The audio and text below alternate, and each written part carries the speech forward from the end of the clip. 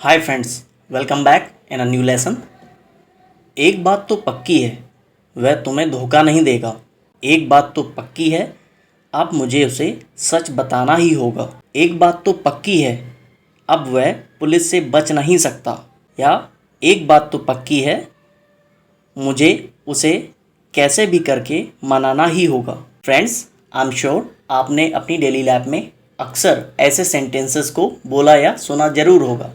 तो आज हम सीखने वाले हैं ऐसे ही सेंटेंसेस को इंग्लिश में फ्रेम करना। आगे बढ़ने से पहले फ्रेंड्स, प्लीज़ वीडियो को लाइक कीजिए, चैनल को सब्सक्राइब कीजिए, नोटिफिकेशन बेल पर ऑल को क्लिक कर दीजिए, जिससे नई वीडियो की अपडेट आपको तुरंत मिल जाए। तो फ्रेंड्स, बढ़ते हैं आगे और देखते हैं इसको फ्रेम करना। एक बात तो पक्की है, इसके लिए हम यूज़ करेंगे वन थिंग इज़ श्योर। इसका स्ट्रक्चर है one thing is sure plus main sentence as it is. To understand much better, let's take some examples. एक बात तो पक्की है कि वह तुम्हें धोखा नहीं देगा। लाइक आप किसी को कुछ समझा रहे हैं किसी के बारे में एंड उसका ट्रैक रिकॉर्ड देखकर या उसकी क्रेडिबिलिटी यानी कि विश्वसनीयता को देखकर आप किसी को कन्विंस कर रहे हैं कि एक बात तो पक्की है भाई, वह तुम्हें धोखा नहीं देगा।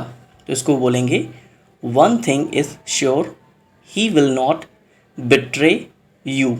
यहाँ पर हमने यूज़ किया है बिट्रे, चीट एंड डिच को।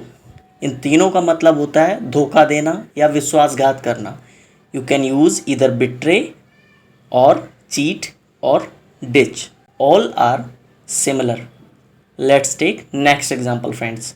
एक बात तो पक्की है, अब मुझे उसे सच बताना होगा। लाइक कई बार ऐसी सिचुएशंस आ जाती हैं, हम लोग कोई सच या ट्रुथ होता है उसको किसी को इन्फॉर्म करने से या बताने से, रिवील करने से या डिस्क्लोज़ करने से डरते हैं या बचते हैं कि उस सच को जानने के बाद पता नहीं सामने वाले का रिएक्शन कैसा होगा, वो कैसे बिहेव करेगा। बट कई बार सिचुएशंस ऐसी आ जाती है कि हमें उसको उस ट्रुथ को रिवील करना ही होता है, डिस्क्लोज़ करना ही होता है। तो उस सीन में आप बोल रहे हैं one thing is sure, now I will have to tell her all the truth. So let's take next example friends. एक बात तो पक्की है, अब वह पुलिस से बच नहीं सकता। आपने भी ऐसा देखा होगा कि किसी ने कोई क्राइम किया एंड वो भाग गया पुलिस से बचने के लिए, बट पुलिस आप जानते हैं वो कैसे भी करके कानून आपको ढूंढ ही लेता है। आज के टाइम में तो बहुत ज़्यादा टेक्नोलॉजी है, तो ढूंढना किसी को बहुत ही मुश्किल नहीं होता है। तो उस सीन में आप किसी से डिस्कशन करते हुए बता रहे हैं एक बात तो पक्की है, अब वह पुलिस से बच नहीं सकता। One thing is sure, now he can't escape from police. Let's take next example friends. एक बात तो पक्की है, मैं उसके घर नहीं जाने वाला हूँ।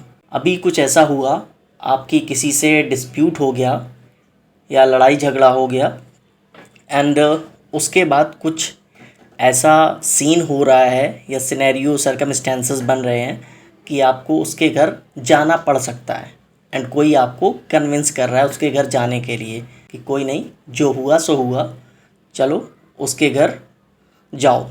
बट आपने भी जिद पकड़ के रखी है कि नहीं, एक बात तो पक्की है, मैं उसके घर जाने वाला नहीं हूँ। तो इसको कैसे बोलेंगे? One thing is sure, I am not going to his house.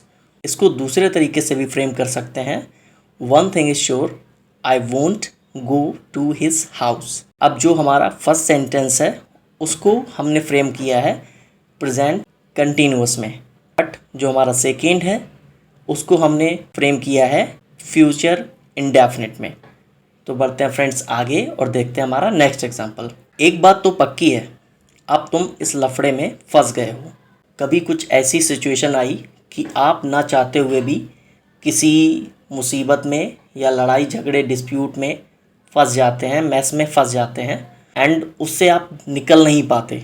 Weather आप वहाँ पर डायरेक्टली इन्वॉल्व नहीं थे किसी इशू या मैटर में, बट स्टिल आप उसमें फंस जाते हैं। तो आपको कोई बोलता है एक बात तो पक्की है, अब तुम इस लफड़े में फंस गए हो, यानी कि फंस चुके हो। उसको कैसे फ्रेम करेंगे? One thing is sure, now you are stuck in this mess. पढ़ते हैं फ्रेंड्स आगे और देखते हैं नेक्स्ट एग्जाम्पल।